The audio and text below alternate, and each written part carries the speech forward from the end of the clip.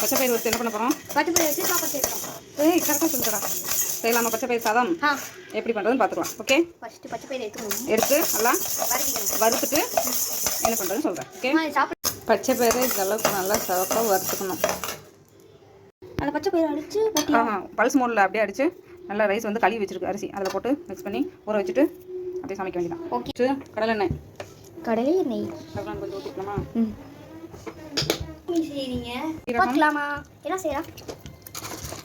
வெயிட்ட மிளகு கொடுகு. இந்த மாதிரி டெய்லி செய்ய மாட்டீங்களா? இன்னைக்கு என்ன வித்தியாசமா? பச்சை பயிர் சாதம். அது உங்கள் டிஷ் இல்லையா?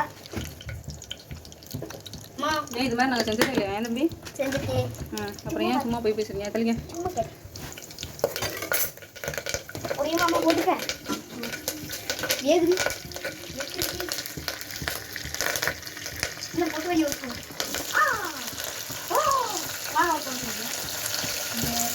சின்ன வெங்காயம், பச்சை மிளகாய்.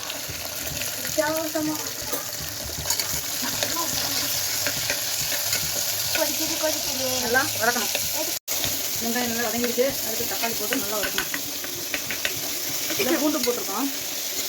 அரிசி பருப்பு கழுவி வச்சுருக்கோம். அந்த தண்ணியை வேஸ்ட் பண்ணாமல் இதுலேயே ஊற்றிக்கலாம். ஓகேவா? நல்லா வதங்கிடுச்சு. இப்போ பச்சை பயிறு அரிசி எல்லாம் சேர்த்துப்போம்.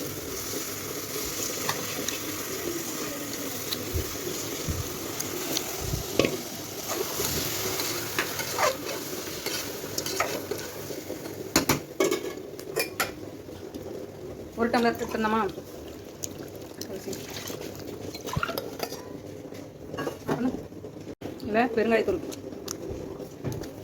ஒரு 1/2 லெமன் புழிஞ்சு விட்டுக்கலாம். தக்காளி கம்மியாக தான் சேர்த்துருக்கோம். ரொம்ப தண்ணி. அப்புறம் கொஞ்சம் மஞ்சத்தூள், 1/2 டீஸ்பூன். அப்புறமா கருவேப்பிலை, கொத்தமல்லி ஆல்ரெடி வாஷ் பண்ணி வச்சாச்சு. அதில் ஃப்ரெஷ்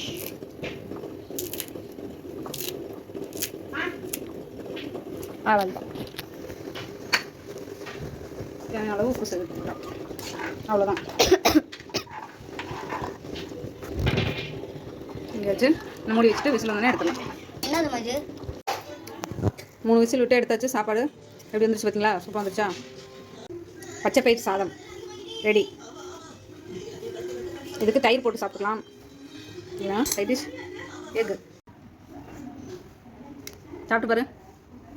இப்போ தயிர் இருக்குது, கொஞ்சம் ஊற்றி சேர்த்து. எப்படி இருக்கு? அழகா இருக்கு. நீ சொல்லு எப்படி இருக்கு? நல்லா இருக்கு.